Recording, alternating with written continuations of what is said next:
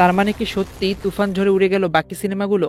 আসন্ন কোরবানি ঈদে মুক্তি পাওয়ার কথা ছিল আরো এক ঝাঁক সিনেমা, যার মধ্যে তুফানের পাশাপাশি উল্লেখযোগ্য ছিল সিয়াম আহমেদ অভিনীত জঙ্গলি সিনেমা, আরফিন শুভ অভিনীত নীলচক্র, জনপ্রিয় অভিনেত্রী শাবনূর অভিনীত তার প্রত্যাবর্তন সিনেমা রঙ্গনা। এছাড়াও আসন্ন ঈদে মুক্তির কথা ছিল মোহাম্মদ ইকবাল পরিচালিত ডেড বডি সিনেমাটি, যেখানে অভিনয় করেছিলেন রোশান। এছাড়াও রোশান এবং বুবলি জুটির পুলসিরাত সিনেমাটিও এই আসন্ন ঈদে মুক্তি পাওয়ার কথা ছিল। এশা মার্ডার সহ আরো বেশ কিছু সিনেমা। তবে এখন শোনা যাচ্ছে এর ভিতরে বেশ কিছু সিনেমাই এবার ঈদে আসছে না। কোনো সিনেমা শুটিং কমপ্লিট করতে পারেনি, এই অজুহাতে পিছিয়ে যাচ্ছে। বেশ কিছুদিন পূর্বে একটি পোস্টের মাধ্যমে জানিয়েছিলেন যে কোনো মূল্যেই জঙ্গলি সিনেমা এই ঈদে আসছে। তুফানের পাশাপাশি বেশ বড়সড় কম্পিটিটর হিসেবে অনেকেই দেখছিল এই সিনেমাটিকে। তবে এখন জঙ্গলি সিনেমার টিমের পক্ষ থেকে জানানো হয়েছে তাদের বিশাল পরিসরে বানানো বড় একটি সেট সাম্প্রতিক রোমেল ঝড়ে বেশ ক্ষতিগ্রস্ত হয়েছে,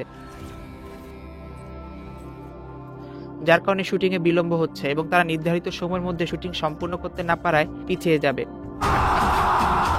এছাড়াও রঙ্গনা সিনেমার প্রায় 50% কাজ কমপ্লিট হওয়ার পরও কোনো এক অজানা কারণে কাজটি থমকে আছে। তবে এরই ভিতরে শুটিং সম্পূর্ণ করেছে আরফিন শুভ অভিনীত নীলচক্র। অনেকের দাবি আসন্ন ঈদে এই সিনেমাটিকে যেন মুক্তি দেওয়া হয়। তবে তুফান সিনেমা যেই রকম হাইপ দেখা যাচ্ছে এবং সিনেমা হল মালিকদেরও একমাত্র চাহিদার কেন্দ্রবিন্দুতে পরিণত হয়েছে তুফান সিনেমা, যার কারণে অনেকেই ভাবছেন তুফান ঝড়ে ছিটকে পড়েছে বাকি সিনেমাগুলো। মূলত হল সংকটের কথা ভেবেই বাকি সিনেমাগুলো সরে আসছে। যদিও অধিকাংশ দর্শকই চায় গত ঈদের মতো যেন রেশারেশি না হয়, তবে একদমই কম্পিটিশন ছাড়াও ঈদের সিনেমা খুব একটা জমে উঠবে না।